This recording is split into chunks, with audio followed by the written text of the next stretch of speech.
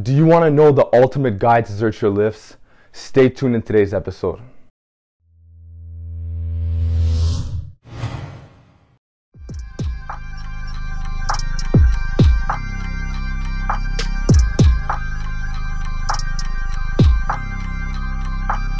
What's going on? I hope everybody's doing well. Today's episode I'll be sharing with you guys the ultimate guide to Zercher lifts. So on a lot of channels and different blog posts, you see little bits and crumbs of Zercher lifts.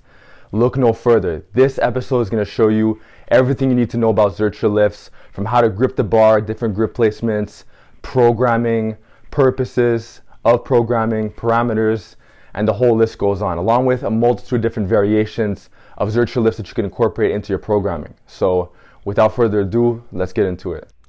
So for those of you who don't already know what a Zercher is, it's when the barbell is lying in the crooks of your elbows, and this may look weird or it may feel weird, but it has a lot of benefits. For example, it promotes more external rotation than a back squat, so mobility or flexibility won't be as much of an issue. It's great for upper back and core hypertrophy and strength. It's also low back friendly as well because of the placement of the bar, and it has great carryover to front squats and other lifts of that nature. So first things first, I'll be showing you guys the different ways you could hold it. So you could hold it with your fingertips as if you're praying. You could do hand over hand like you're seeing in the video. My personal favorite way to do it is more of a neutral grip or a supinated grip without the hands touching, but it really depends on how you feel or your preference. You could even do it with the hands collapsing together. Now as far as the variations are concerned, you could do the pin squats, as you can see in the video, where you're touching the pin each time. This is really good for your judging your depth, getting the same range of motion each time, and building dead stop strength. Now, the Zercher squat is probably the most popular Zercher lift that there is, but you also see other variations. Now the main complaint people say is that they get elbow pain when they do Zerchers, which is very normal. In that case, you could put some fat grips on, or you could put a squat pad, and it'll feel a lot better on the elbows because it'll be covering a larger surface area.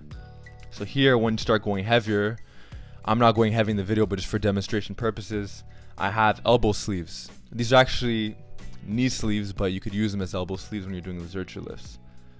Now you can see I also have the squat pad. That could be an alternative to the fat grips if you don't have any, and most gyms actually have a squat pad too.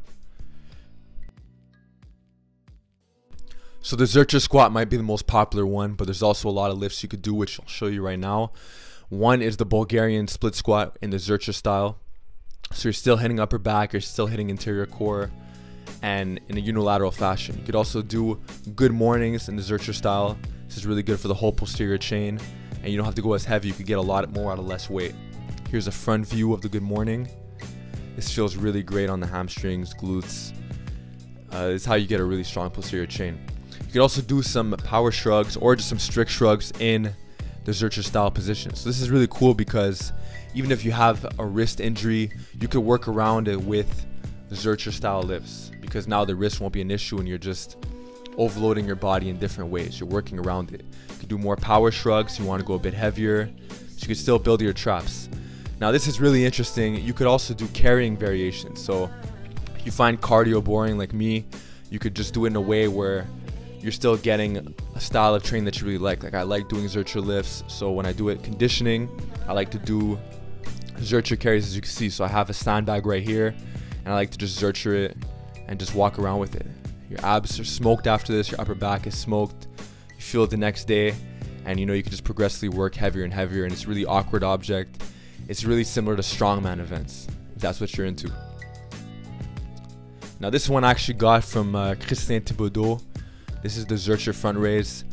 I'm not really a big fan of it, but I'm just showing you guys the different variations. And this is also really good if you want to train your front delts and you have some kind of wrist injury, but I'm not really a fan. Alright, so there you guys have it. Hope you learned something from today's episode. Zerchers are definitely a lost art. They're definitely very underrated, but nonetheless, they're very effective. So let me know what you think in the comment section below. Go drop a comment, subscribe to the channel. SLBK dropping very soon, and with that, I'll see you guys next time.